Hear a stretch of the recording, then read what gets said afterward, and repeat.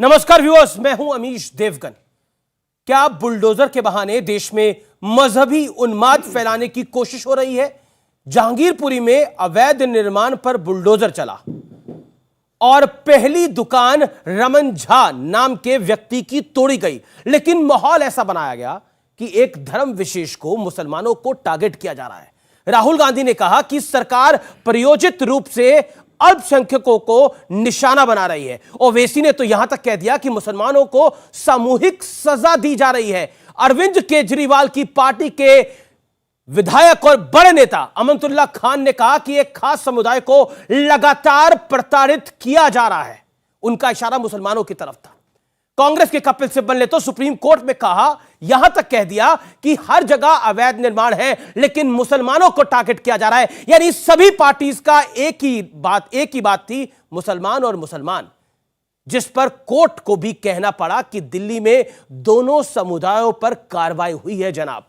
और मध्य प्रदेश के खरगोन में बुलडोजर का जो एक्शन हुआ है, उसका सच आज सबके लिए जानना, आप सबके लिए भी जानना बेहद आवश्यक है, क्योंकि खरगोन में जिन लोगों पर एक्शन हुआ उनमें से 88 हिंदू हैं और 26 मुसलमान हैं। ऐसा खुद सरकार ने ऑनरेबल सुप्रीम कोर्ट में कहा है। लेकिन इसी जहांगीरपुरी में पॉलिटिकल पर्यटन यानी पॉलिटिकल टूरिज्म शुरू हो गया है। मुसलमानों को प्रताड़ित बताने की सियासी होड़ सी मच गई है। लेकिन आज इस एजेंडे को हम पूरी तरह से ध्वस्त करने वाले हैं, क्योंकि जहांगीरपुरी को वोट बैंक का नया अड्डा बनाने की लगातार कोशिश हो रही है।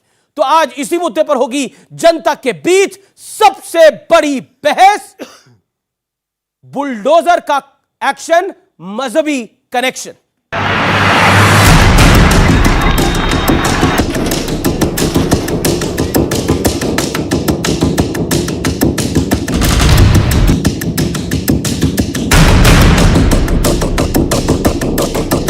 अजब सेक्युलरिज्म की गजब कहानी। जहांगीरपुरी में बुलडोजर चला तो सियासी सैर की होड़ लग गई। कांग्रेस का दल पहुंचा, लेफ्ट से वृंदा करात पहुंची, ओवैसी पहुंचे और तो और ममता दीदी ने भी टीम भेज दी। लेकिन राजस्थान के अलवर में 300 साल पुराने मंदिर पर बुलडोजर चला, मूर्तियों को खंडित कर दिया गया।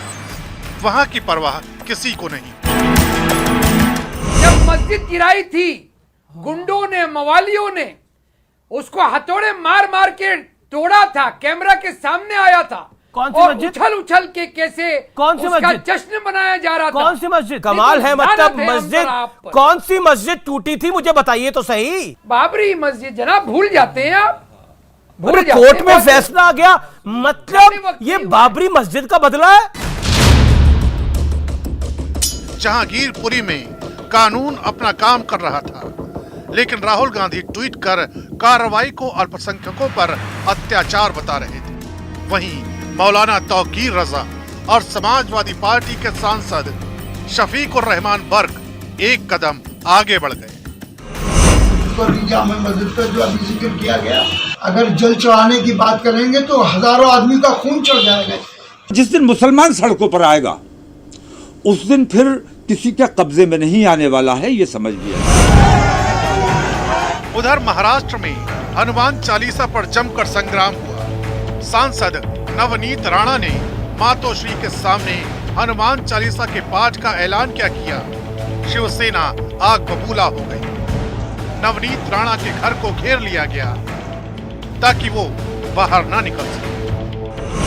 तुम्हारे पास जरूर प्रशासन और सरकार होगी तुम्हारी, पर ताकत तो हमको भी हमारे लोगों ने दी है।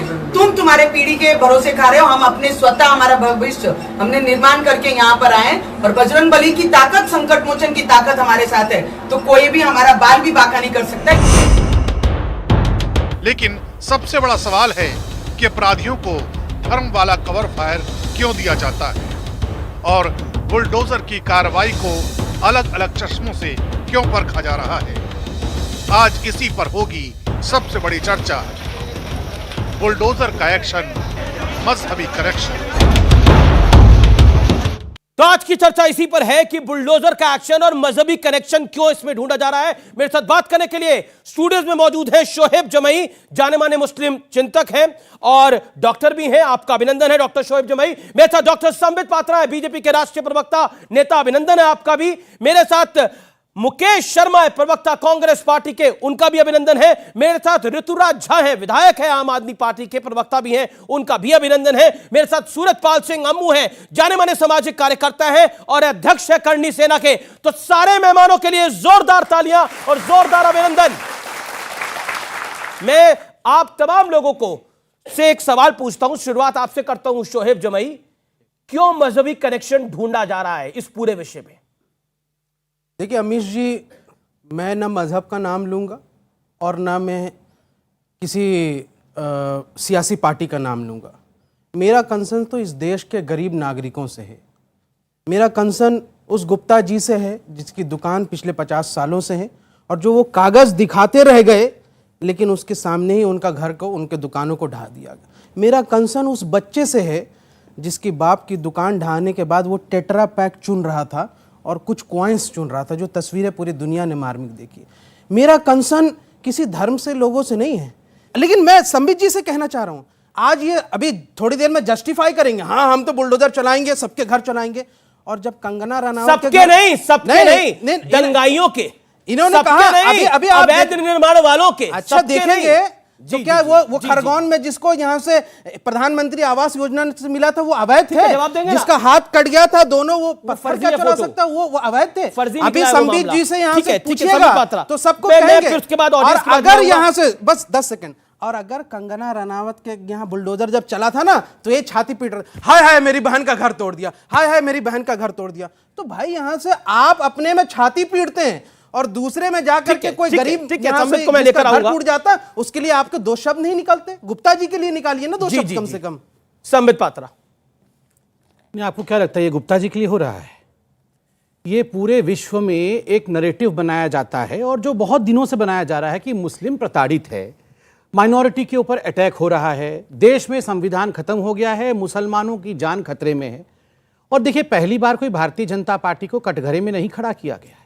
भारतीय जनता पार्टी को मुस्लिम प्रताड़ित है कह के कटघरे में तब भी खड़ा किया गया था अमीश देवगन जी, जब अनुच्छेद 370 हटाया गया था। कहा गया था मुसलमान खतरे में है, खून की नदियां बह जाएंगी। आप याद करिए, मुसलमान खतरे में है तब भी कहा गया था जब बुरहान वानी को मारा गया था और विक्टिम कार्ड निकाल के कुछ पत्रकार खुद बैठे थे। तो बेचारा हेडमास्टर का बेटा था, कितना गरीब हेडमास्टर का बेटा था, बुरहान वानी को मार दिया आपने। अफजल गुरु के लिए तो बड़े बड़े नेताओं ने जेएनयू में जाकर कहा कि अफजल हम शर्मिंदा हैं, तेरे कातिल जिंदा हैं।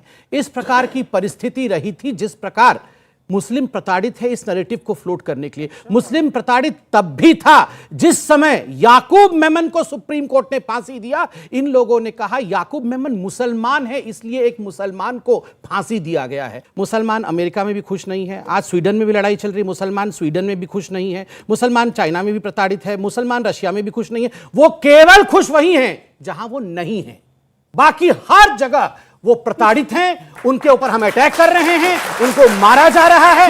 ये नैरेटिव इन जैसे कुछ तथाकथित स्कॉलर्स ने अपने फायदे के लिए बनाया हुआ है। जी, मैं मुकेश शर्मा जी आपका रुख करता हूं। मुकेश शर्मा जी, आप देश की सबसे पुरानी पार्टी हैं और राहुल गांधी आपके सर्वोच्च नेता मान सकते हैं, हो सकता है आने वाले दिनों में दोबारा अध्यक्ष भी बन जाए। वो कहते हैं कि संवैधानिक मूल्यों को विध्वंस कर रहे हैं, गरीबों और अल्पसंख्यकों को सरकार की तरफ से प्रायोजित रूप से निशाना बनाया जा रहा है। मतलब बुलडोजर चल रहा है बिना जाति और धर्म देके, लेकिन राहुल गांधी को धार्मिक चश्मा क्यों डालना था उसमें? देखिए अमीश जी, क्यों डाला राहुल गांधी ने धार्मिक चश्मा? आपने सवाल किया, मैं जवाब दे रहा हूं। जी प्लीज। राहुल गांधी जी ने धार्मिक चश्मा नहीं डाला हुआ। जिस तरीके की कार्रवाई, ये बाबा का बुलडोजर, मामा का बुलडोजर, जो अलग अलग नाम चल गए हैं, अभी मोदी बुलडोजर किसी ने नहीं कहा है, ये मैं नहीं कह रहा हूं, लोग कह रहे हैं, आप मीडिया में चलता है, ठीक है। मैं ये नाम आप लोगों के दिए हुए, मैं ये कहना चाहता हूं कि ये आखिर ऐसी परिस्थिति जो देश में बनी है आज कि किसी एक विशेष वर्ग को टारगेट किया जा रहा है, ये परिस्थिति राहुल जी ने नहीं बनाई है। ये जब जमीन पर प्रैक्टिकल एक्शन होता हुआ नजर आता है उस वक्त ऐसे हालात बनते हैं। मैं एक सवाल आपसे ही जानना चाहता हूं संबित जी से भी जानना चाहूंगा, बेहतर होता, आप कहते हैं अपराधियों पर हम बुलडोजर जैसी भी चलाते हैं, अपराधी अपराधी होता, उसकी कोई धर्म जाति नहीं है। अभी मैं जहांगीरपुरी के बारे विषय में भी बोलूंगा। मैं एक बात जानने का अधिकार मुझे है, कुलदीप सेंगर क्या देश का ईमानदार व्यक्ति है जो बलात्कार के आरोप में जेल में है, इसको उम्र कैद हो गई? क्या कुलदीप सेंगर के घर पर बुलडोजर चला आज तक? कोई बता सकता है मुझे? ठीक है, जवाब ले लेते हैं। क्या वो किसी की बहन बेटी नहीं थी? मुकेश जी, एक छोटा सा मेरा पॉइंट है जी। आपने जो ट्वीट करवाया, राहुल गांधी ने जो ट्वीट करा, वही बात कपिल सिब्बल ने एग्जैक्टली कोर्ट में बोली। सुप्रीम कोर्ट ने क्या जवाब दिया कि दोनों समुदायों पे चला है? मैं बोलूं, यानी मुसलमान का चश्मा कांग्रेस पार्टी के सर्वोच्च नेता ने डाला हुआ है क्या? जो राहुल जी ने ट्वीट किया है जी, वो ट्वीट इस देश की भावनाओं के, लोगों की भावनाओं के अनुरूप है। किस देश की? जिस देश में मैं और आप रहते हैं, उस देश की भावना अगर ये होती तो कांग्रेस पार्टी जीतती ना। मैं इस पर जवाब भी है, इसका जवाब है जी, इसका जवाब है जनाब आली, इसका जवाब भी है मेरे पास जी। इसका जवाब मैं आपसे सवाल पूछ रहा हूं जी, बताइए। मैं आपसे सवाल यह पूछ रहा हूं कि कुलदीप सेंगर वाले जवाब को आप गोल कर गए, उसका जवाब आप दबाएंगे ना देंगे? कुलदीप सेंगर पे मैंने 12 डिबेट करी है। नहीं, अरे उसमें कमाल की बात करते हैं आप। बुलडोजर क्यों नहीं चला आज तक? आप कह रहे हैं कि कुलदीप सेंगर पे बुलडोजर चलेगा तो मुसलमानों पे बुलडोजर चलना चाहिए। आप ठीक है, अब रुक नहीं, एक सेकंड। आपने यही बोला ना। अब आपने मुझसे सवाल किया, आपने सवाल पूछा, जवाब दिया आपने। अब समित पात्रों को जवाब देने दीजिए। टाइम, एक मिनट। जी जी, मैं दो एक इकट्ठा ही जवाब दे देंगे। जी जी जी। दूसरी बात मैं कहना चाहता हूं, जी जी जी, जो आशीष मिश्रा उर्फ टैनी है, जी जी जी, मोनू जी, उसने सरेआम थार गाड़ी से किसानों की हत्या कर दी। जेल में है वो। अरे भाई, अब मुझे यार, अरे जेल में है, लेकिन उसको आप अपराधी मानते हैं नहीं मानते? अगर अमित देवगुन अपराधी मानते हैं तो बुलडोजर क्यों नहीं चला आज तक? अरे जो अपराधी है तो जेल में है। ठीक है, संबित पात्रा, जवाब नहीं ठीक है, है। संबित पात्रा, एक मिनट, एक अब मिनट। आप देखिए, बहुत लंबा हो रहा है। देखिए, मैं तो ऋतुराज जी के पास आया हूं, जहांगीरपुरी में आ रहा हूं। मैं ये कहना चाहता हूं अमित देवगुन जी, आपके शो में खड़ा होकर जिम्मेदारी के साथ जी, राहुल जी के ट्वीट के जवाब में ही कांग्रेस पार्टी का स्पष्ट रूप से स्टैंड है, तलवार वाले, भाले वाले, पत्थर वाले, रिवॉल्वर वाले, बंदूक वाले, सब जिनके पास हथियार थे, ठीक है, अच्छा, जिन्होंने माहौल खराब किया है, जी जी जी, तलवार वालों की वीडियो न्यूज 18 को दिखानी चाहिए, जो आप नहीं दिखा रहे हैं। हम सबके वीडियो दिखा रहे हैं, क्यों नहीं हो रही है? हम सबके वीडियो दिखा रहे हैं, भगवान राम वीडियो दिखा रखते थे, एक सेकंड, बजरंग बली तो गदा रखते थे, ये तलवार कहां से आ गई है? ठीक ठीक, छोटे छोटे बच्चों के हाथ में आपने तलवार दे दी। दो नाबालिग बच्चों पर मुकदमा दर्ज छोटा बच्चा भी अपनी मां से एक सवाल पूछ रहा था। ठीक है, अब संबित। वैसे मुकेश जी, अगर इतनी बुलंद आवाज है आपकी, बेकार का बुलडोजर का इस्तेमाल हो रहा है। आप ही खड़े होकर चिल्ला देंगे, 2-3 आराम से मैं जवाब देता हूं। पहला प्रश्न आपका, कुलदीप सेंगर के घर पे बुलडोजर क्यों नहीं चला? वो तो रेपिस्ट है। आपने आज एक न्यूज़ पढ़ा है, एक फिरोज करके रेपिस्ट है जिसने 4 साल की बच्ची का रेप किया और उस बच्ची को मार दिया। उसको मौत की सजा सुनाई गई थी, अब सुप्रीम कोर्ट ने कम्यूट करके 20 साल का सजा सुनाया। क्या फिरोज के घर में बुलडोजर चला? वो मध्य प्रदेश का ही है। क्या मध्य प्रदेश की सरकार ने फिरोज के घर में, याकूब मेमन के घर में, किसी के घर में बुलडोजर चला दिया? नहीं। ये अलग अलग प्रसंग है, इनको मिला करके यहाँ चिल्लाने की आवश्यकता नहीं। सर, मैं किसी के बीच में नहीं चिल्ला रहा था, मन में ही आहा करिए, मेरे बात बोलिएगा आराम से। नंबर 2, देखिए, जहां तक राहुल गांधी जी का सवाल है, जहां तक आदरणीय मुकेश जी ने अभी कहा, क्या कहा? तलवार वालों को क्यों छोड़ दिया? भगवान एक तलवार, सर देखिए, मैं बीच में आपकी बात तो सुना, आपने सबसे ज्यादा बोला अभी तक। अमीश जी ध्यान से सुनिए, इन्होंने कहा भगवान राम तो तलवार नहीं रखते थे, हनुमान जी तो गदा रखते थे, ये तलवार वाले कहां से आ गए? उनको क्यों नहीं पकड़ा? दर्द यही है, ये हिंदू कैसे छूट गए? कूटो, हिंदुओं को कूटो, हिंदुओं को कूटो, ये खुश रहेंगे। और हिंदू मुसलमान पे आ गए। भाई साहब एक सेकंड, आपने कहा था हिंदू मुसलमान के नाम पर बदनाम किया जाएगा, हेडेक हो जाएगा। आप गलत बयानी मत करें। एक एक करके पहले माहौल खराब ना करें देश का, प्लीज। पर राहुल एक सेकंड, मैं जवाब दे रहा हूं। जी, आपके सामने आदरणीय ऑडियंस यहां बैठी है, आपके सामने इन्होंने कहा ना कि भगवान राम तो तलवार नहीं रखते। मैं अभी भी कह रहा हूं। एक सेकंड साहब, तो कह रहे हैं बात, कोरस आज भी कह रहा हूं। अरे भाई साहब, मैं सुन रहा हूं, सर, मैं ठीक है, मैं सुन रहा हूं ना। आपने कहा हनुमान जी तो गधा रखते थे, मगर ये हिंदू जो है ये तलवार रख के क्यों हिंदू नहीं शब्द नहीं कहा मैंने। तो मुसलमानों के कह रहे थे। अच्छा, नो नो, ये मुसलमान तलवार लेके चल रहे थे। वाह, वाह, अमित जी जरा बताइए, पक्षपात नहीं। अमित जी, मैंने बोला पत्थर वाले, अमित जी, बंदूक मैं वाले, ऐसे होगा तलवार पहले वाले, मेरा ऐसे जिनके पास कंप्लीट हथियार कर हैं दो। सबको बुक करो। ठीक है, देखिए मेरे को ऋतुराज जी के पास भी जाना है। संबित, आप अपनी बात को अमित कंप्लीट जी करिए। एक सेकंड अमित जी, मैं राहुल गांधी नहीं हूं जो समझ नहीं पाऊंगा। मैं सब समझ रहा हूं, कौन क्या बोलने की कोशिश कर रहा है मैं सब समझ रहा हूं। जी, जी। इसलिए मुझे बोलने दिया जाए। जब इन्होंने कहा भगवान राम तलवार नहीं रखते, हनुमान जी गदा रखते हैं, फिर ये तलवार वालों को क्यों छोड़ दिया गया, तो ये मुसलमानों के लिए नहीं कह रहे थे, ये किसके लिए कह रहे थे ये आप भी जानते हैं। नहीं, हिंदू मुस्लिम करने लगे। ठीक है, संबित अपनी बात को आप कंप्लीट करिए। मुकेश जी, अमित लेट हिम भाई, स्पीक, अमित लेट हिम भाई, स्पीक। ये क्या अमित पिस्टल भाई, लेके एक आए? सोचिए। संबित जी का एजेंडा पूरा हो गया। ये गोडसे वाला पिस्टल देखो। शोएब भाई, ये क्या आप कर रहे हैं? देखिए, इट इज नॉट रहेगा तो हम रहेंगे यहाँ। नहीं, बिल्कुल देश रहेगा। पहले आप ये चर्चा तो कंप्लीट होने दीजिए। अगर मंच पे एक राष्ट्रीय प्रवक्ता के साथ इस प्रकार की बदतमीजी हो रही है, सड़कों पे हमारे साथ क्या होता होगा, जनता के साथ ये लोग क्या करते होंगे, आप सोच के देखिए। नहीं, आपको नहीं कह रहे मुकेश जी, आपको नहीं कह रहे, आपको नहीं कह रहे वो, आप शांत रहिए। नहीं सोच रहे, आपने गलत एक्शन करा वो। क्या ना, सड़कों पे चल भी मत नहीं, जाना, एक वरना बात गरीब आदमी कूद आपने देगा। बोला, अभी आपने बोला ये इन्होंने पिस्टल रखी हुई है। संबित पात्रा ने कहा पिस्टल रखी हुई है। इन्होंने कहा आपको कूटा जाएगा सड़क पे, अभी कहा इन्होंने। क्यों बोला आपने? क्यों कूटा जाएगा सड़क पे? क्यों सड़क पे कूटा जाएगा? क्यों कूटा आप जाएगा? कौन है? और एक बात सुन लो, जमई, एक बात कान खोल के सुन लो। अरे कान खोल तुमने कर कहा नहीं, कि सब कुछ हिंदुओं खोल के सुन को लो। सड़क पे कूटा जाएगा। तुम्हारे में इतनी दम नहीं है कि तुम सड़क पे मुझे कूट सको। अरे भाई, याद रखो। दम नहीं है। जय बजरंग बली, जय बजरंग बली। नहीं, ये तो गलत बोला। दम नहीं है, ये छोड़ो दम नहीं यार है भाई। कि तुम मुझे सड़क अरे पे भाई, कूट नहीं, सको। गलत बोला आपने। कूट के दिखाओ। देखो मुझे ये कूट के नहीं, दिखाओ। पिस्टल लेके कूट के दिखाओ। ये गोडसे वाला कूट के पिस्टल दिखाओ। रखो। ये गोडसे वाला कूट के पिस्टल दिखाओ। रखते हो ना आप? आतंकवादी कहीं के। नहीं, गोडसे नहीं, ये वाला गलत पिस्टल बोला रखते हो ना? आपने गलत बोला। नहीं, गोडसे वाला आपने पिस्टल गलत रखते हैं। बयानबाजी करी। ये तो ऋतुराज नहीं, ये गलत बयान बोला आपने, गलत बयान करा कि इनको सड़क पे कूटा जाएगा और उन्होंने पिस्टल रखी हुई है। कहाँ रखी हुई है संबित पात्रा ने पिस्टल? देश को जितना बर्बाद किया है, जनता कूटेगी। वो अलग विषय है, मगर जनता आप सड़क कूट पे रही थी। कूटेंगे। आपने कहा मैं सड़क पे कूटूंगा। मैं अपोज करिए, हिंदुओं को सड़क पे मारेंगे, पेट में ऐसा नहीं हो। ये अभी बोल रहे हैं कि हम पीटेंगे सड़क पे। आप ऐसे लोगों को डिबेट से बाहर निकालिए, आतंकवादियों को बाहर निकालिए। नहीं, आपने क्यों बोला? आतंकवादियों को बाहर निकालिए। आप अपने शब्द को वापस लीजिए। नहीं, आपको बाहर निकालिए, बाहर निकालिए इनको। बाहर निकालिए। आपने ये नहीं बोलना चाहिए था। मैं माफी के साथ कह रहा हूँ, आपको ये नहीं बोलना चाहिए ये था। सड़क पे कैसे कूटेंगे आप मुझे? भाई यहाँ से इतनी हिम्मत कैसे हो बीजेपी के जाएगी? एक मिनट सुनिए। आपने कहा हिंदुओं को सड़कों पे कूटेंगे। एक मिनट, अगर ऐसा बोला गया है तो पैनल में खड़े होकर एक हेल्दी डिस्कशन हो, विचारों की लड़ाई है।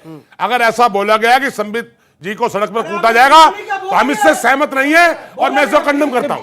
मैं कंडम करता हूं। नहीं, पर ये आपको नहीं बोलना चाहिए था। अमित जी, आप सोचिए जरा, एक इतना बड़ा मुस्लिम स्कॉलर जिसको आपने डॉक्टर कह के इंट्रोड्यूस किया, अगर ये इतने माइक्रोफोन्स के बीच में कह सकते हैं कि संबित पात्रा तुझे सड़क पे कूटेंगे हम लोग, तो ये क्या करते होंगे सोचिए आप। ये क्या करते होंगे बाहर, आप सोचिए जरा।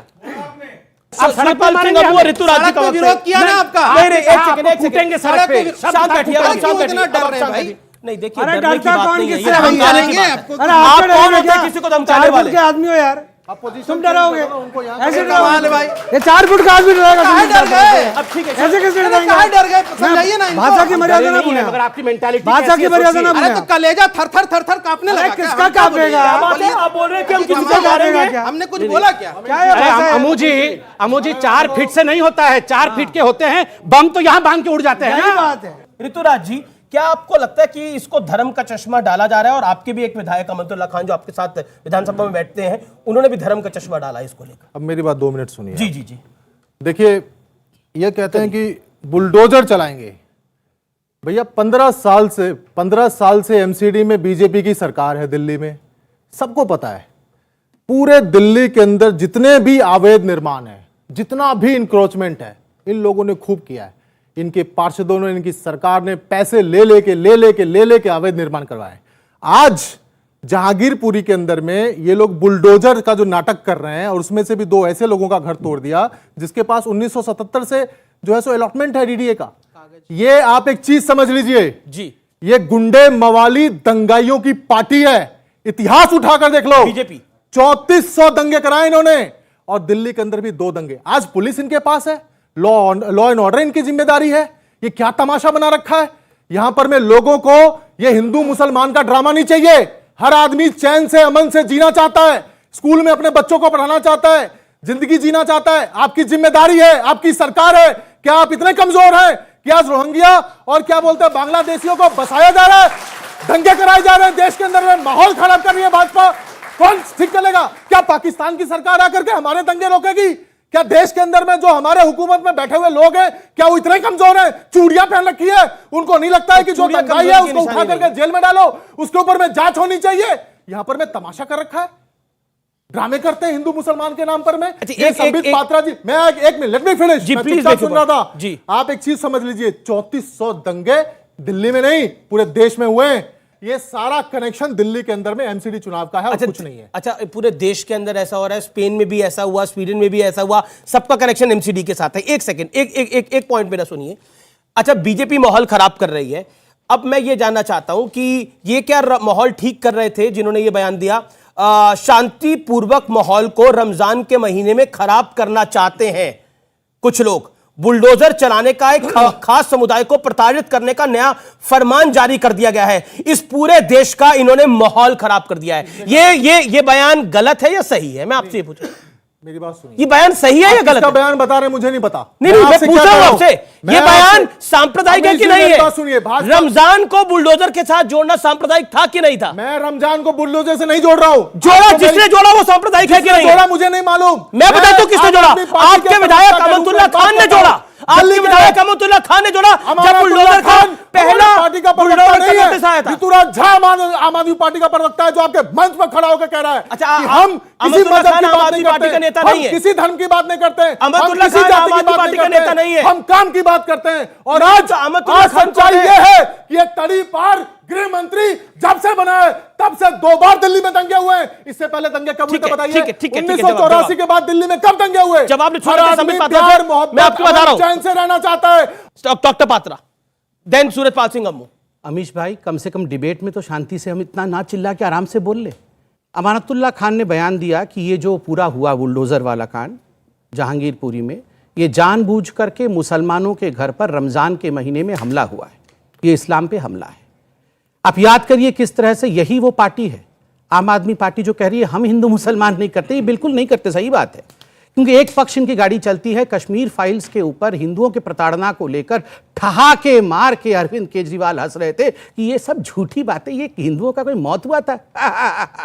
एक सेकंड, मैं बीच अमीश भाई, अमीश भाई, ये गलत बात कह रहे हैं। अमीश भाई, ये चिल्लाना, अमीश भाई, आपने गृह मंत्री को तड़ी पार बोला, फिर भी मैंने सुन लिया। मैंने बीच में नहीं बोला। आप शांति रख के दूसरों को सुनने की धैर्य रखिए, दूसरों की धैर्य रखिए। नहीं, ये चिल्लाना बंद करिए। एक सेकंड, एक-एक करके बोले, एक-एक करके। अमीश भाई, आपने गृह मंत्री को गाली दी। अफजल गुरु की बात कर रहे थे, अफजल गुरु को आपने उनके पार्टी के बड़े नेता को तड़ी पार बोला। Let him complete, this is not fair. Amish भाई, ये उचित नहीं है। वाली पार्टी बीजेपी है, ठीक है। मैं बहुत दुख के साथ एक बात कहना चाहता हूं अमीश भाई, सत्ता में 5 साल ये रहे, सत्ता में हम 5 साल रही, अलग विषय है। 1000 वर्षों तक हिंदू ऐसे ही गुलाम नहीं रहा है।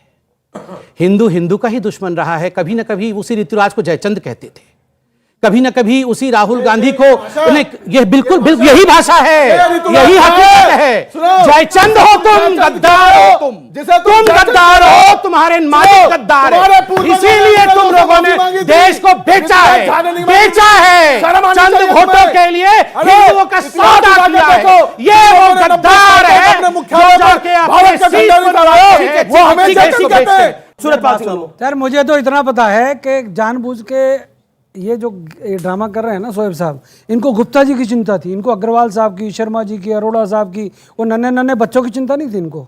इन्होंने जो पत्थर बरसाए है, इनको ये चिंता थी। ये अमानतुल्लाह खान की सिफारिश कर रहे हैं, ये कह रहे हैं वो आम आदमी पार्टी का एमएलए नहीं है। अरे दंगे आपने कराए। रुकिएगा सर, आप सुन लीजिएगा, आपको हम सुन रहे थे ना, इतनी देर से झेल रहे हैं आपको। आप जयचंद बोलोगे, आप गद्दार बोलोगे, आप सब कुछ बोलोगे, या तो आपको लगता है कि आप हट्टे कट्टे हो, आपकी सब सुनेंगे। सुनना चाहिए, अपनी बाजी बोलो, अपनी बारी बोलिएगा। देखो जिस प्रकार की भाषा ये आप जो धमकी दे रहे हैं, कभी गौड़ से, कभी जयचंद, कभी क्या, इस प्रकार की जो भाषाएं कर रहे हैं ना, मैं एक बात बताना चाहता हूँ। अरे सुनिएगा, अरे सुनिएगा, आप जयचंद के बारे में जानते नहीं है, मैं आपको बता रहा हूँ। आप हनुमान जी तलवार नहीं रखते थे, भैया राम जी के पास तलवार भी थी और तीर भी था। तुम लोगों को उड़ते तीर लेने की आदत है। उसी राम के भाई ने तलवार से नाक किसकी काटी थी पता है आपको। अब हालत ये होगी शोएब साहब, जिस प्रकार की हरकतें आप कर रहे हो, शाहीन बाग में दंगे आप कराएं, दिल्ली को आप उजाड़ें, पत्थर आप फेंकें, पत्थर को ईंटें आप इकट्ठे घर में करें और हमको धमकी दें, आप बाहर कुटवाओगे। मेरा सवाल है, 8 साल हो गए सरकार को, रोजगार की कोई बात होती नहीं है, रोजगार की कोई बात होती है। दिल्ली के एमसीडी के चुनाव है, दिल्ली के एमसीडी के चुनाव है, तो एमसीडी में सबको पता है कि एमसीडी वाले कितने पैसा लेके कहाँ पे पार्किंग का पैसा खाते हैं लोग, ठीक है। और दूसरी बात 2024 के इन्होंने पहले प्लान बना लिया, 2024 के लिए तैयारी कर लो। ये दंगे किसी ने करवाए और हिंदू मुसलमान कौन कर रहा है, ये तो सबको जनता को पता है, जनता को पता है सारा। आपका सवाल कैसे है? सवाल सर से है, संबित से सवाल है ना। एक सेकंड, संबित पात्रा वो कह रहे हैं कि हिंदू मुसलमान कौन कर रहा है और आप 2024 की तैयारी कर रहे हैं। अभी कुछ दिन पहले एक मौलाना ने बोला था कि रमजान का पाक महीना चल रहा है, हम दुआ करते हैं कि 2024 में मोदी हार जाए। देखिए अमीश भाई, हम 2019 की भी तैयारी कर रहे थे, 24 की भी तैयारी करेंगे। जनता जनार्दन है, जनता को अगर लगेगा हमारी तैयारी ठीक है तो वोट देगी, अगर तैयारी गलत है तो जनता जनार्दन है, हमें बाहर निकाल देगी। इसलिए ये डिसीजन जनता के ऊपर छोड़ हिंदू मुसलमान आप कर रहे हैं। मैं बता रहा हूं हिंदू मुसलमान कौन करता है इस देश में, मैं बताता हूं। इतने जोर जोर से चिल्ला के भाषण दिए गए जब रोहिंग्यानों के खिलाफ और बांग्लादेशियों के खिलाफ मोदी जी भाषण दे रहे थे, जब हम लोग और जिनको अभी गृह मंत्री को गाली दिया गया, जब वो रोहिंग्यानों के खिलाफ कहते थे, याद करिए किस प्रकार का माहौल इस देश में बनाया जाता था कि ये रोहिंग्यान हमारे भाई, इनके खिलाफ आज ये कह रहे हैं कि रोहिंग्यान आतंकवादी हैं, इनको निकाला क्यों नहीं? अरे निकालने के लिए अगर सीएए लाते हैं, एनआरसी लाते हैं, तो आप लोग सड़क बंद करके यूएन तक विषय लेकर जाते हैं। सवाल और आज आप यहाँ कहते हैं निकाला। छोटा जवाब, पब्लिक के भी सवाल आने चाहिए, बोलिए। मेरा शोएब जी से ये सवाल है कि एक तो मुसलमान अल्पसंख्यक कब तक रहेंगे, कब तक आप कहते रहेंगे कि हम अल्पसंख्यक हैं? दूसरी बात ये कि देश के टुकड़े तभी क्यों होते हैं, आप मुहर्रम में यात्रा निकालते हैं, तलवार लेके, चक्कुए लेके, जंजीरें लेके आप यात्रा निकाल रहे हैं, कोई दंगा नहीं होता है। इतने दिन से यात्राएं निकल रही हैं, आप सड़कों पे आ जाते हैं जब हर फ्राइडे को, हम तो हमारे तो साल में एक त्योहार पड़ा, 2 पड़े, 3 पड़े, आप हर फ्राइडे पे सड़कों पे आ जाते हैं, कोई दंगे नहीं होते। अब जब रैलियां निकल रही हैं, हिंदू जाग रहे, सिर्फ हिंदू जाग रहा है, हम तो किसी से कुछ नहीं कहने जा रहे, तब देश के टुकड़े क्यों होने लगे? सारी पार्टियों से सवाल है बीजेपी के अलावा कि तब देश के टुकड़े क्यों होते हैं जब हिंदू अपनी बात करता है। हमने मुसलमान को कुछ नहीं कहा। सब पार्टियों से सवाल है, तो मैं ठीक है, मुकेश शर्मा और शोएब जमई से जवाब 30 सेकंड में। शोएब जमई, जब हिंदू जाग रहा है तो आपको लग रहा है देश के टुकड़े हो रहे हैं? मुझे लगता है कि आप व्हाट्सएप यूनिवर्सिटी में पढ़ती हैं। देखिए उन्होंने भी सवाल का जवाब दिया। जवाब दे रहा हूं। रिस्पेक्टफुल टू मैं जवाब let's be respectful to the viewer. केवल यही ऑक्सफोर्ड से आए हैं, ये जामिया मिलिया यूनिवर्सिटी में नहीं पढ़ते, वहाँ देशभक्तों की यूनिवर्सिटी। जॉब करती हूँ, ऐसी व्हाट्सएप यूनिवर्सिटी नहीं है। वो जो आपको सिखाया गया है ना कि हिंदू जाग रहा है और हिंदू जाग गया, सुनिए ऐसा सवाल का जवाब दीजिए ना, टाइम वेस्ट क्यों कर रहे हैं? अब आपके पास जवाब नहीं है तो मुकेश शर्मा देंगे। बोल नहीं जवाब दे रहा हूँ। कब तक है, आप इस बात का जवाब दीजिए। एक ऋतुराज जी, आपसे भी ले लूंगा मैं। 130 करोड़ की आबादी में 14% हमेशा अल्पसंख्यक ही होता है।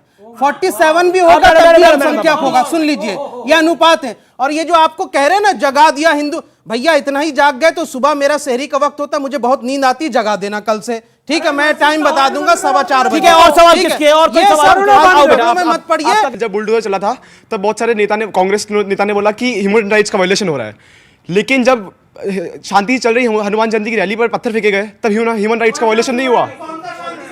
अच्छा ठीक है, मुकेश शर्मा, कांग्रेस का जवाब मुकेश शर्मा देंगे। वो अंसार को बनाएगा पुष्पा, वो अंसार पुष्पा बन रहा है, वो बनाएगा पुष्पा उसको, वो लगे आज वो पुष्पा भाई साहब, उसको बनाएगा पुष्पराज। हजारों पुष्पा की मौसी के लड़के। मुकेश शर्मा से सवाल है तुमको। शोएब दिस इज नॉट, आप लगातार नहीं बोल सकते। मुकेश शर्मा की बारी है। गाली देंगे तो फूल नहीं बरसेंगे। देखिए, अरे तुम रिवॉल्वर चलाओगे, तुम पुष्पा बनोगे। एक सेकंड, देखिए मुकेश शर्मा, आप बात का ऑडियंस का जवाब दीजिए। कांग्रेस पार्टी को ह्यूमन राइट्स हिंदुओं का क्यों नहीं दिखाई जा रहा? डर गए, क्या इसको कर रहे हैं आप यहाँ पर? भैया तुम्हारा आतंकवादियों से तो हर कोई डरता ही है, और क्या करेंगे? हम लोग साधारण लोग हैं भैया, आतंकवादियों से डरते ही है। देखिए मैं यहाँ पर किसी के एजेंडे को आगे करने के लिए नहीं आया हूँ। मैंने पहले स्लॉट में आया था, मैं उसका नौजवान साथी का भी जवाब दे रहा हूँ, मैं बहन जी का भी जवाब दे रहा हूँ। मैं बड़े साफ तौर पर, मैंने पहले स्लॉट में कहा था, मैं फिर कह रहा हूं, ना कभी हिंदू सोया हुआ था, ना हिंदू आज जगा हुआ है। हिंदू पहले भी जगा हुआ था, हिंदू आज भी जगा हुआ है। और जो अल्पसंख्यक वाला सवाल किस बहन जी ने किया था, नौजवान ने किया है, मुझे नहीं पता ठीक से। मैं बहन जी, आपको मेरा मशवरा है, संबित भाई यहां पर हैं, देश में इनकी 2/3 मेजोरिटी है लोकसभा में, बड़ा सुनहरा अवसर है, राज्यसभा के अंदर भी बहुमत आ गया है पूरा इनका। ये जो अल्पसंख्यक का दर्जा है और अनुसूचित जाति और जनजाति को रिजर्वेशन भी संविधान के अंतर्गत दी गई है। ये जैन समाज को भी माइनॉरिटी का दर्जा संविधान के अंतर्गत दिया गया है। दिया गया नहीं दिया गया मेरी बहन, पढ़ लेना दोबारा किताब जाके। मैं 20 साल असेंबली का मेंबर रहा हूं, हाँ मुझे सब कुछ पता है कौन कौन माइनॉरिटी में।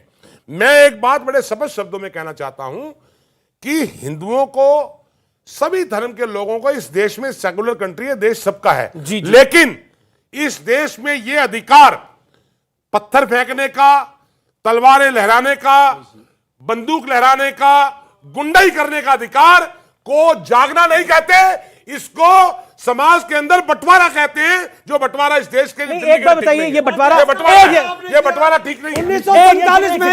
1947 में देश नेहरू जी ने बांटा, हिंदुस्तान पाकिस्तान को हमने अलग किया। अरे वाह भाई वाह, कमाल करते हो मुकेश जी, आप नेहरू जी ने जो देश में बीज बोया अब उसको भूल गए क्या? नेहरू जी आ गए, कैसे नहीं आएंगे? अरे भाई, नेहरू जी सपने में धर्म के आधार पे किया, धर्म के आधार पे, नेहरू जी और कांग्रेस आपने बंटवारा किया, देश को आपने बांटा, कांग्रेस की देन है, देश को आपने बांटा, देश को इन्होंने बांटा।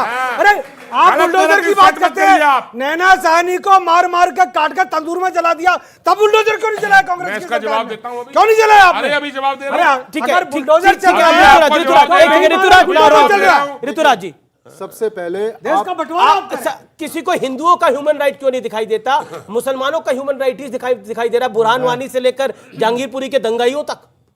आप रोज शोभा यात्रा निकालिए, खूब निकालिए, जिसको मन करता है रोज निकालिए, जहां मन करता है वहां निकालिए, लेकिन जिम्मेदारी जिसकी है कि शोभा यात्रा अच्छे से निकले, उसको सेंस ऑफ सिक्योरिटी हो, सुरक्षित रहे, सब वातावरण ठीक रहे। आप एक चीज सोचिए, एक सरकार जो केंद्र में बैठी है, जिसके पास पूरी शक्ति है, पुलिस है, इंटेलिजेंस है, सब कुछ है, वो ये कहती है कि ऐसा हो जाता है, वैसा हो जाता है। मैं एक चीज समझना चाहता हूं कि जब से बहाने बना रहे हैं, जब से Amit Shah, late me finish, जब से अमित शाह जी देश के गृह मंत्री बने, दिल्ली देश की राजधानी है, वहां दंगे हो रहे हैं। सर जब दंगे हो रहे थे केजरीवाल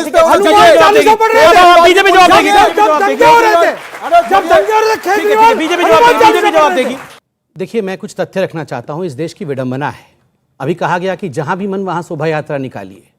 यहां जनता जनार्दन बैठी है, कुछ प्रैक्टिकल पॉइंट बता रहा हूं। आज इस देश में हालत यह है कि कुछ एरिया मुस्लिम एरिया कहलाते हैं कि आप उस एरिया में मत जाइए। यहां मेरी बहनें बैठी हैं, मैंने खुद अपनी माँ को देखा है, अपनी सिस्टर्स को देखा है, जब वो तथाकथित कोट अनकोट, मैं नहीं मानता हूं कोई एरिया हिंदू मुसलमान हो, कोट अनकोट मुस्लिम एरिया में जाते हैं तो बात करते हैं कि बिंदी निकाल दे क्या, कोई पहचान में तो नहीं आ जाएंगे क्योंकि यहाँ फिर अटैक हो सकता है। इस प्रकार की परिस्थिति देश में दुख के साथ मुझे बोलना पड़ रहा है। और उस, मैं बीच में नहीं बोलता हूं, please, why am I interrupted? नहीं देखिए ऋतुराज, आपके बीच में नहीं बोलेगा वो, नहीं, let him, no audio will go. Okay, सब बात आप बोलिए, आप अपनी बात को रखिए। लुच्चा लफंगा कौन है आप देख रहे हैं? मैं किसी के बीच में एक शब्द बोल, अमीश भाई मैं किसी के, आप अपनी बात को रखिए, वो अपनी बात को रखिए ना। एक सेकंड, मैं जनता से पूछता हूं, मैं किसी के बीच में बोला? मुझे बोलने का अधिकार है। आप सब खड़े होकर मेरा समर्थन करें एक बार, सब खड़े होकर समर्थन करें एक बार कि मुझे बोलने का अधिकार है या नहीं है।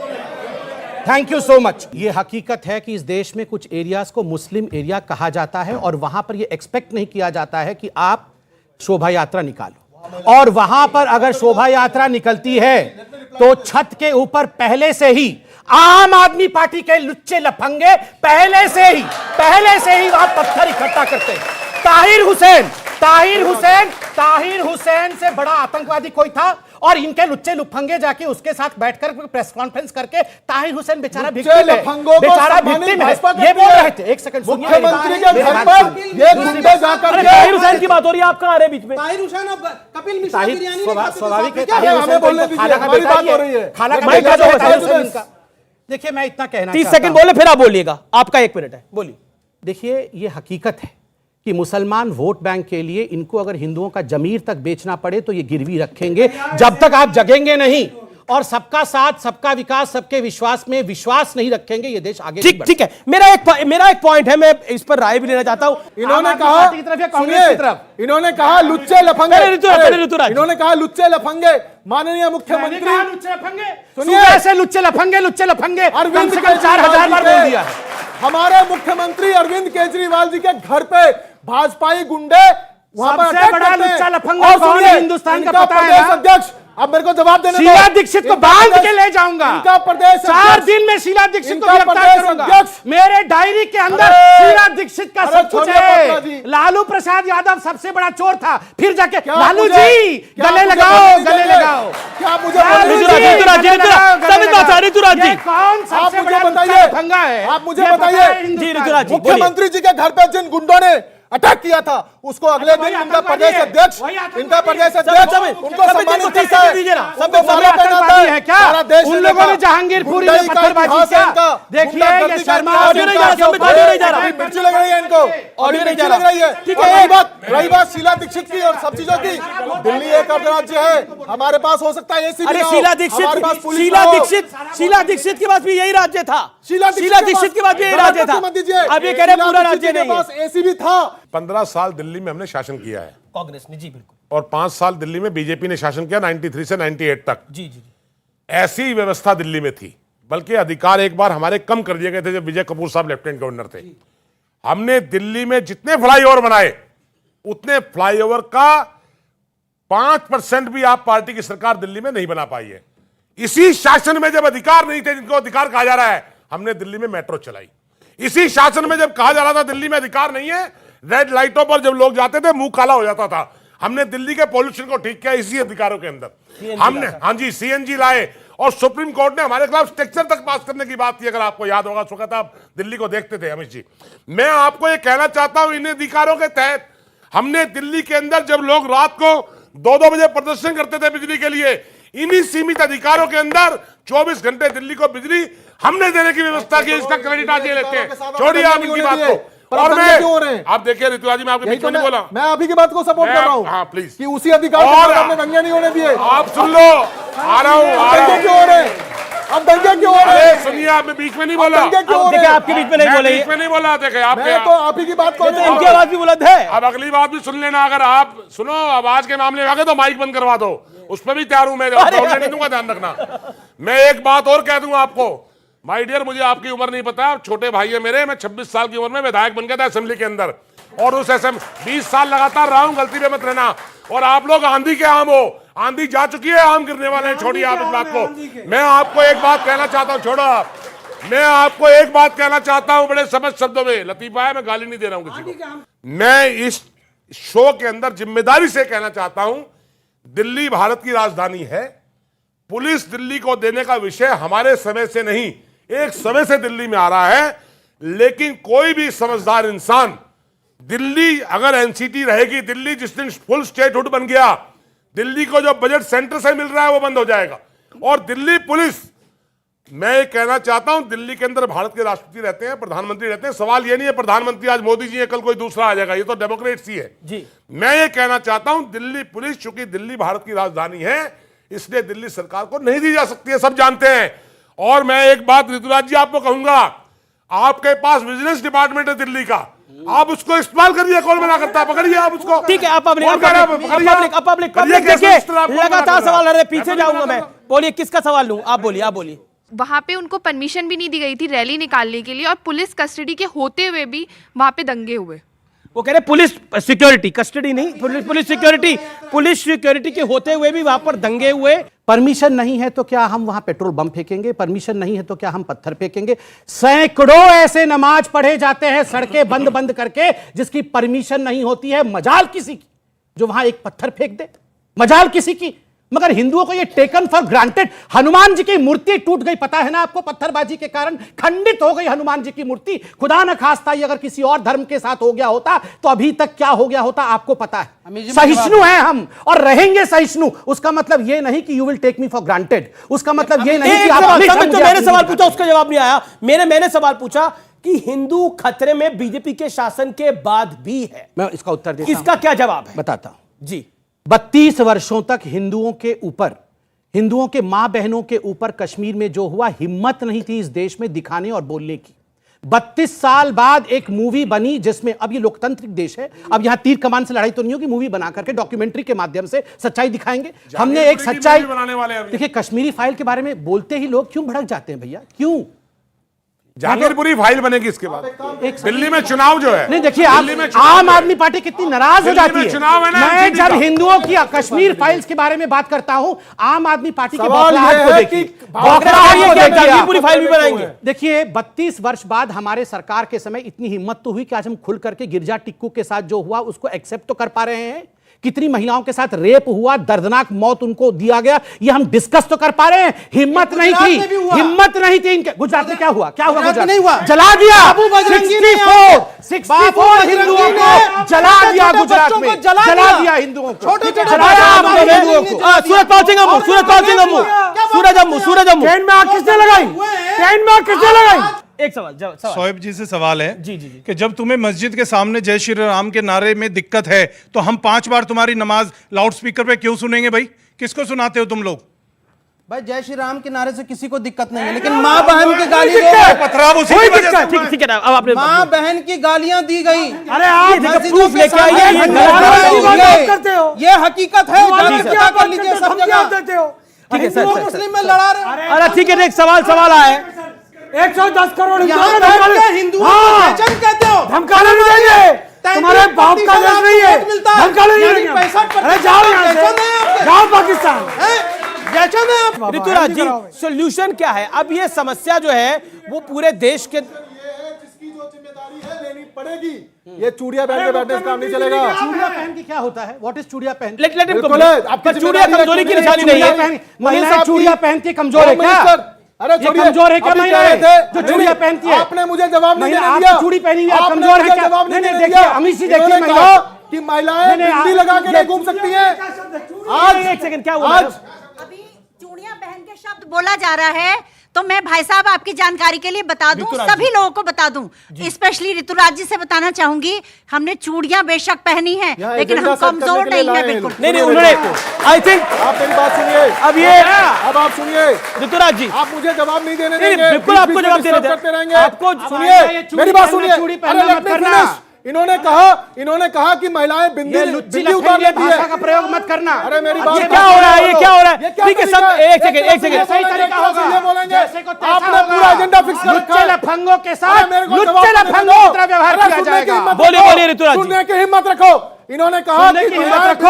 आप हमें सुन रहे थे, आप हमें बोलने दे रहे थे, जो सुनने की हिम्मत रखो, सुनने की हिम्मत रखो कर रहे हो। सरकार में ऐसा माहौल क्यों बन गया कि महिलाओं को बिंदी उतारना पड़ता है? मैं सोल्यूशन की बात कर रहा था। मैं उसी की सोल्यूशन एक सेकंड, मैं पॉलिटिकल पार्टियों से पूछ रहा हूं। मैं सोल्यूशन की बात ही कर रहा हूं। आप गृह मंत्री हैं, आपकी सरकार है, देश की जनता ने चुना है, आपकी जिम्मेदारी बनती है, चाहे कोई समुदाय हो, अमन चैन के साथ रहे, प्रेम भाव के साथ रहे। अगर जुलूस निकलता है तो उसमें एक सवाल में सेंस ऑफ सिक्योरिटी देने की एक सवाल मेरा है, बुलडोजर चलने से पहले उसका रंग कैसे पता लग जाता? मुझे मेरी बात सुनिए जी। मैंने आपसे क्या कहा, मैं दोबारा रिपीट कर रहा हूं।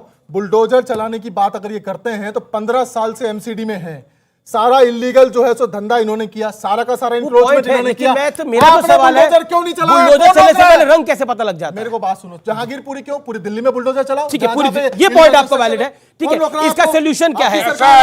एक सोल्यूशन क्या है इसका? बुलडोजर से पहले रंग कैसे पता लगता है? इन्होंने जो शर्त कहे हैं पूरी दिल्ली पे बुलडोजर चलाओ, मैं आपको चुनौती दे रहा हूं और दोनों को चुनौती दे रहा हूं। अगर नहीं चलेगा, संबित जी नहीं चलेगा, बोलिए आप। सुनिए, दिल्ली मैं आपको मौका दूंगा, मैं आपको मौका दूंगा। सोल्यूशन की बात करो, मैं सोल्यूशन की बात सुनने इलीगल भी आ रहा हूं। मैं सुन लीजिए एक मिनट। अगर दिल्ली की इलीगल कंस्ट्रक्शन पर बुलडोजर चलाने की बात आप पार्टी कर रही है तो मैं मुकेश शर्मा आपको चुनौती दे रहा हूं। आपकी पूरी सरकार और इनकी पूरी सरकार में हिम्मत है 1700 कॉलोनियों पे बुलडोजर चलाओ जिन्होंने तुम्हारी सरकार दिल्ली में बनाई है। अरे शर्म आती, जिन लोगों की वोट लेते हो। जी जी जी, एक सेकंड, एक समझ बात गलत बात है। मैं वकील हूँ, मैं दिल्ली के अनसाइज कॉलोनियों का वकील हूँ, मैं वकील हूँ दिल्ली के अनसाइज कॉलोनियों का। सोल्यूशन मैंने पूछा था आपसे, मैंने सोल्यूशन पूछा था। आपको मैं बोल लूं, देखिए आम आदमी पार्टी का ये जो डिमांड है, आम आदमी पार्टी के एक सेकंड एक सेकंड, आम आदमी पार्टी का जो डिमांड है कि पूरी दिल्ली में बुलडोजर चला के ध्वस्त किया जाए, मैं इसे सिरे से नकारता हूं। ये नहीं होने देंगे। पूरे दिल्ली में बुलडोजर चलाने की जो मांग है ये बिल्कुल पूरी नहीं होगी। बिल्कुल नहीं पूरी होगी। हिंदू मुसलमान का सोल्यूशन क्या है? देखिए मैं हिंदू मुसलमान जो हिंदू मुसलमान बोला गया है उसका मैं मुकेश जी सुनिए, मुकेश जी यहाँ सुनिए, मैं एक उदाहरण दे रहा हूं ये लोग कैसी राजनीति करते हैं। जब मोदी जी ने कहा कि योगा करने से देश में बड़ा अच्छा हो जाएगा हेल्थ, अरविंद के योग तो हिंदू है, मैं तो बॉयकॉट करूंगा। अब सुबह टीवी योग करो, योग करो, वो कह रहे उन्होंने नहीं कहा, ऐसा नहीं कहा, वो कह रहे अरे इन्हीं के साथ, इन्हीं के प्रवक्ताओं के साथ डिबेट में बैठा था मैं। हिंदूकरण हो गया, हिंदुओं का कम्युनल एजेंडा है। अब योगा करो, योगा करो। सवाल सर, मेरा सवाल संबित पात्रा जी से है कि जिनकी दुकानों पे बुलडोजर चला उनको आपने दुकान खाली करने तक का टाइम नहीं दिया। ठीक है, जवाब, छोटा जवाब। देखिए मैंने जो अभी कोर्ट के प्रोसीडिंग्स देखे हैं, कोर्ट में जो एसजी ने कहा है, उन्होंने कहा है कि ये प्रक्रिया जनवरी से चल रही थी, उसको इस पे एक धर्म के नाते जोड़ के मत देखिए। और दूसरी बात है, अगर ऐसा कोई भी विषय है, ये बीजेपी या कांग्रेस का विषय नहीं है, खाली जहांगीरपुरी में क्यों, बाकी जगह क्यों नहीं, इनका जो डिमांड है कि पूरे दिल्ली में बुलडोजर चलना चाहिए, ऐसा नहीं होने देंगे, ऐसा नहीं होगा। फिलहाल इस कार्यक्रम में इतना ही। नमस्कार।